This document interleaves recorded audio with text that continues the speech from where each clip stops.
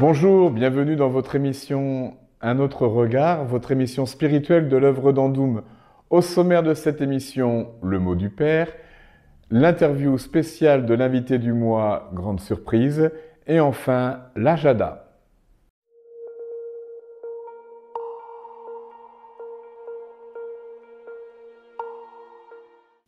La devise de ce mois, aimer, c'est porter, encaisser, pardonner. En ce temps de carême où chacun de nous est invité à se convertir en vérité sur sa relation à Dieu, aux autres, cette phrase devise du mois est une parole dure à entendre et à accomplir. Peut-être qu'un carême n'y suffira pas, mais notre vie avec le Christ n'est-elle pas conversion au quotidien? Nous le savons et nous l'avons peut-être tous vécu. Certains actes paraissent impardonnables, surtout ceux qui nous ont profondément blessés ou ont touché ceux que nous aimons. Pourtant, sans nier le mal qui a été fait, il est vital de se reconstruire et la démarche du pardon est une clé de cette guérison intérieure, un long chemin toutefois à parcourir. Me faire une chose pareille, je ne pourrai jamais le pardonner. Chacun encaisse à sa manière. Certains se replient sur eux-mêmes pour cacher leurs blessures. D'autres font mine de repartir comme si rien n'était. En fait, beaucoup gardent un ressentiment éprouvant, même l'envie de se venger, de rendre le mal, de blesser celui qui les a blessés ou même ceux qui ne leur ont rien fait. Pourtant, la tentation de la vengeance est la première pierre qui empêche d'avancer sur le chemin de la pacification. En effet, cet esprit de vengeance vous garde tourné vers le passé, vous ressassez votre histoire, vous revivez sans cesse ce qui s'est passé et cela vous empêche d'aller en avant. Cela occasionne aigreur, ressentiment. Le mal que vous projetez de faire ou que vous faites est comme un venin qui vous empoisonne et vous défigure. Vous vous faites abaisser, vous n'êtes plus vous-même. Au final, vous vous faites violence et vous perdez l'estime de vous-même et votre communauté, votre famille dont vous faites partie en souffre.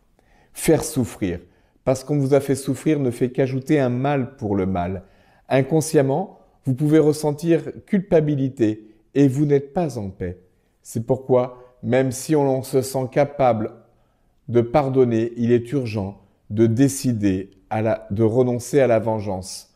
En réalité, on a souvent de fausses idées du pardon. Allez, c'est bon, c'est oublié, je ne préfère ne plus en parler. Pardonner, ce n'est pas oublier. D'ailleurs, il est quasiment impossible d'oublier un événement qui a provoqué beaucoup d'émotions, de la peur, de la colère et même parfois de l'humiliation.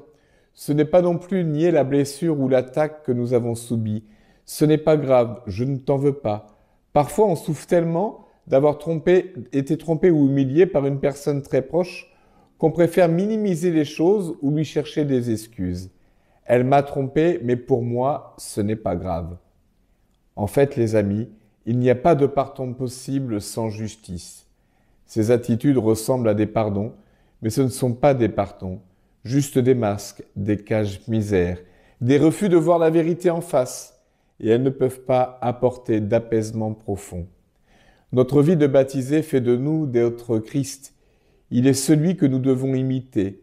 C'est par notre vie avec lui, en lui et par lui, que nous pouvons aimer à sa manière, porter et encaisser.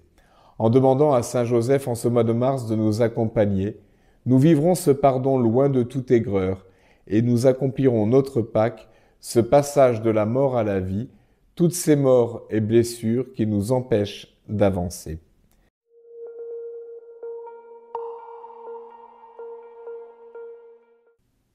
Le mois dernier, nous vous avions annoncé un invité et nous avons avec la rédaction choisi d'inviter Saint Joseph.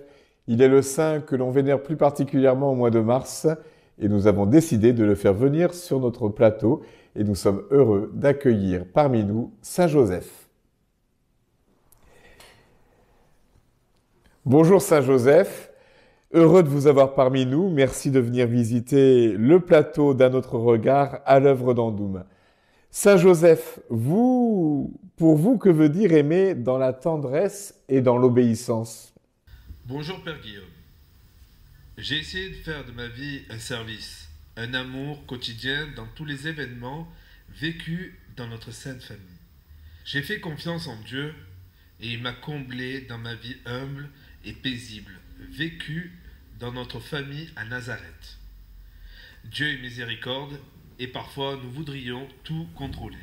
Essayons de faire confiance en Dieu, laissons-lui le gouvernail de notre vie, on ne regrette rien. Merci Saint Joseph. Puis-je vous me permettre une autre question? Quel est le secret d'une vraie vie d'amitié avec votre fils? Cher ami, cette vie ne s'explique pas, elle s'accueille. Seul le Seigneur peut nous donner la force d'accueillir la vie telle qu'elle est. Et peu importe si tout semble avoir pris un mauvais tournant, Dieu peut faire germer des fleurs, des rochers. Il nous faut toujours dans notre vie faire confiance dans la providence, dans toutes les difficultés de la vie et des dangers. La providence m'accompagne. Saint Joseph, on dit de vous que vous êtes le saint patron des travailleurs. Vous qui étiez un charpentier de Nazareth, comment devons-nous considérer le travail aujourd'hui dans notre monde? J'ai essayé d'apprendre à mon fils la valeur et la dignité du travail et la joie d'un travail bien accompli. Souvenons-nous que notre travail, quel qu'il soit, collabore à la beauté créatrice de cette création qui nous est confiée.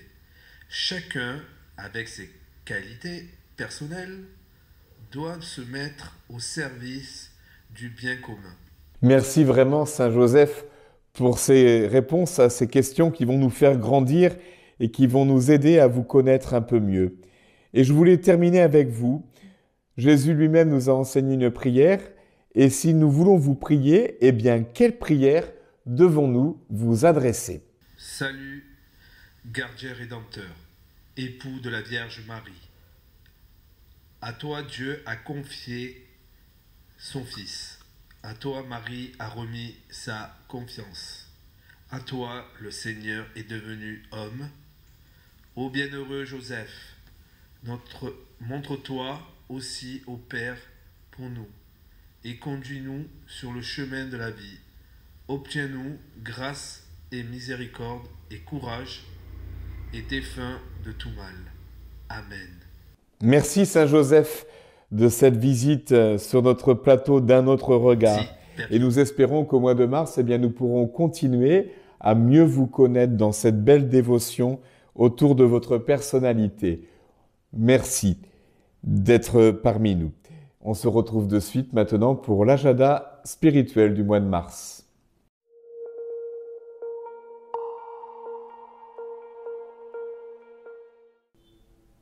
Pour terminer notre émission, l'agenda spirituel du mois de mars. Une nouveauté tous les samedis matins, une activité pour les papas. Et oui, il y a déjà beaucoup de choses pour les mamans, mais elles ne seront pas oubliées au mois de mai.